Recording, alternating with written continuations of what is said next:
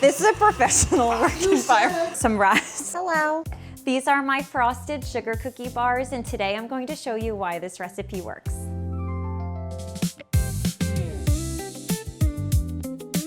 Start with our dry ingredients. This is all-purpose flour. I just added some baking powder. I add a little bit of baking soda. I'm going to add a little bit of cornstarch, and that's going to help keep these bars extra soft. I love adding cornstarch to like chocolate chip cookies. It just helps guarantee a really soft cookie, especially in the center. And then a little bit of salt, and just mix these together in a medium bowl. That's done. I'm going to set that aside, and then we'll grab our mixer. You can use a stand mixer or a hand mixer for this. And we're going to start with some unsalted butter. It's softened to room temperature. Make sure that it's not overly soft. You don't want it greasy or melted at all. Still a little cool to the touch. And we're going to cream it with some sugar. That's going to be the base of our sugar cookie bars.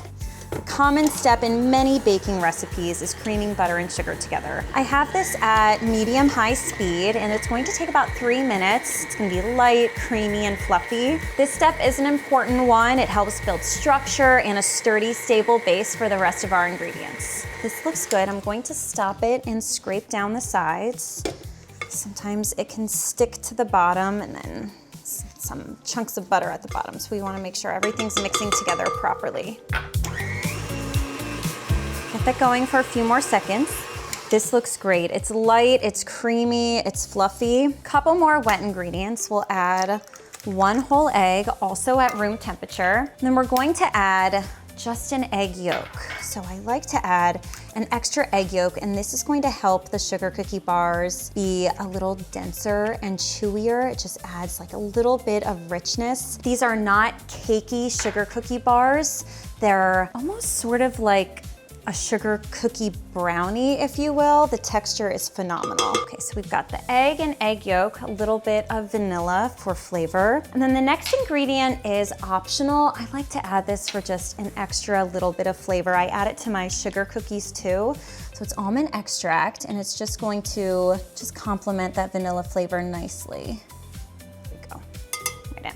So those are the wet ingredients. Let's mix those together. It's a very simple recipe, much easier than rolling out sugar cookie dough using cookie cutters. Just bake it all in one pan. Very simple to decorate with frosting. These just are always a home run. So the dry ingredients that we just mixed together, add those right in and bring those ingredients together. I am making a mess over here. This is a thick cookie dough, and that's exactly what you're looking for. A mixer just makes really easy work of this process. Okay. Stop and scrape down the sides once again. Put a flour and mix in, there we go.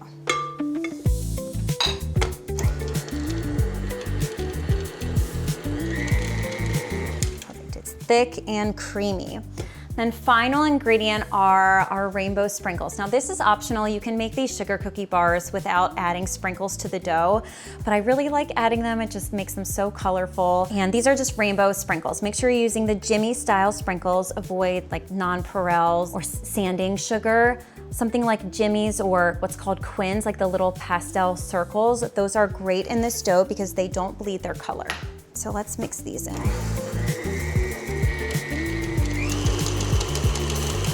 Perfect, so colorful already. And then we will put these into our pan and bake them. You don't even need to chill this cookie dough. That's why I love this recipe. If you love sugar cookies but don't feel like dealing with all of the fuss, definitely make sugar cookie bars.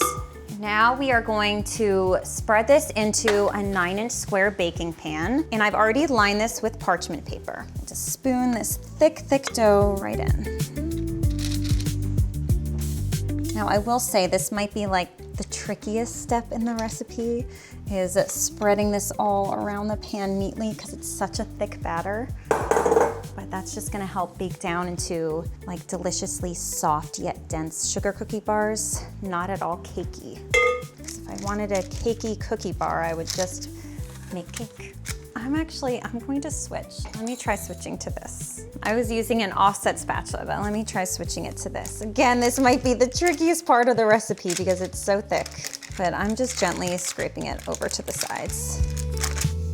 And I definitely recommend lining the pan with parchment paper so you can easily lift the bars out of the pan instead of cutting them inside of the pan. So whenever I'm making bars or brownies, I always line the pan. It's a thin layer, but they bake up beautifully.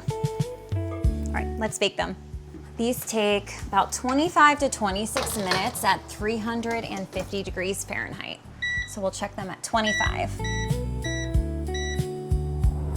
Let's see, oh, these are done. The edges have lightly browned and the center still looks a little soft, and that's exactly what we're looking for. Make sure you let the bars cool completely in the pan before frosting. As the bars finish up cooling, let's make the vanilla buttercream on top. Going to start with room temperature butter again. This is a little soft, but that's gonna be fine for our frosting. And this will make just a nice, sturdy, creamy base for our vanilla buttercream. Let's beat this for 2 minutes until it smooths out. And this will be a thick layer of frosting on the sugar cookie bars. If you don't want frosting in a really thick layer, you can certainly have this recipe, but I've never had any complaints when I serve them. That's a good one. All right, that's good. That has smoothed out. And once again, I'm going to scrape down the sides because I want everything to mix evenly.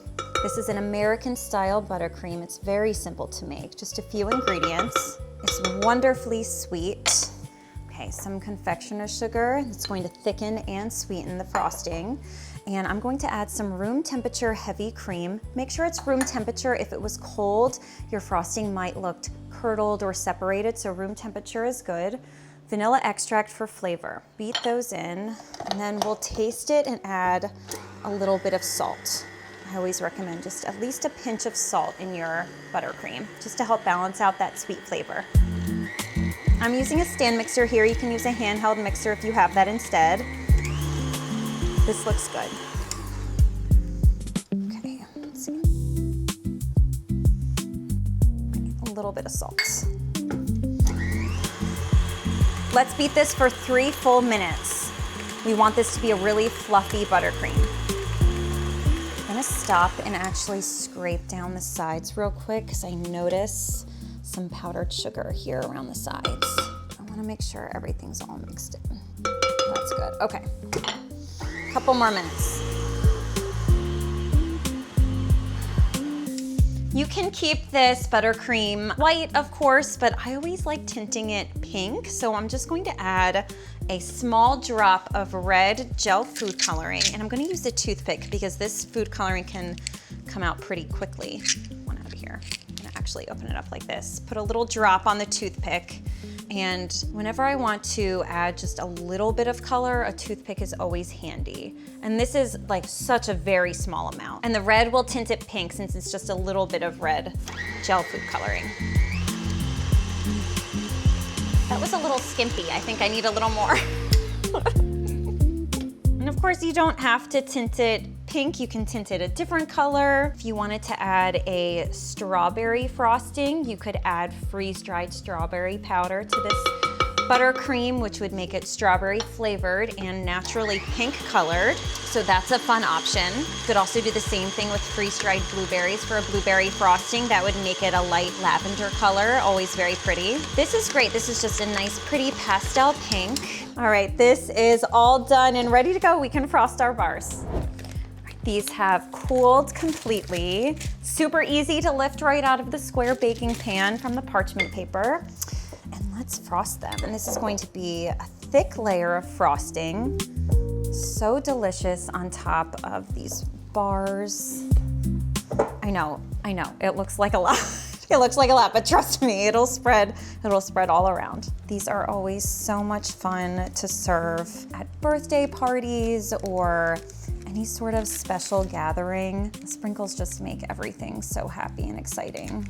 Perfect for any celebration. And I'm just using an offset spatula here to spread the frosting all over the surface.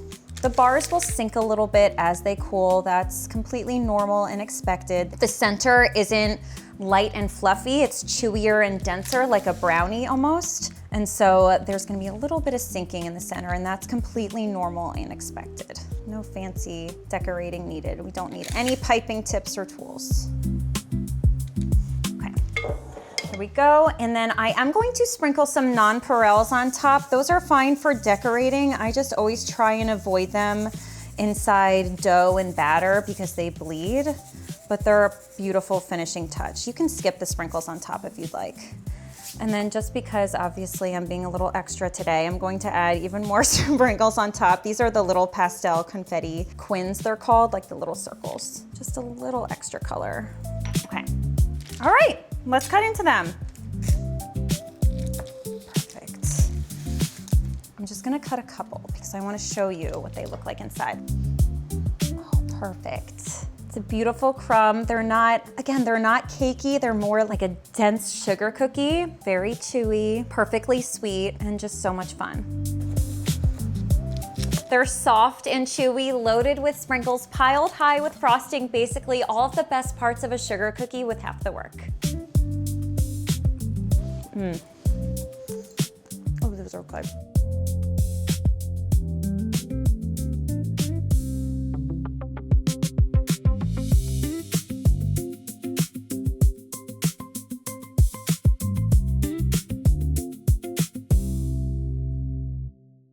Thank you so much for watching. I hope you feel inspired to try a new baking recipe today. Head over to my website for the full written recipe and all of my success tips. You can also ask a question right there on the recipe page, and my team and I will be happy to answer.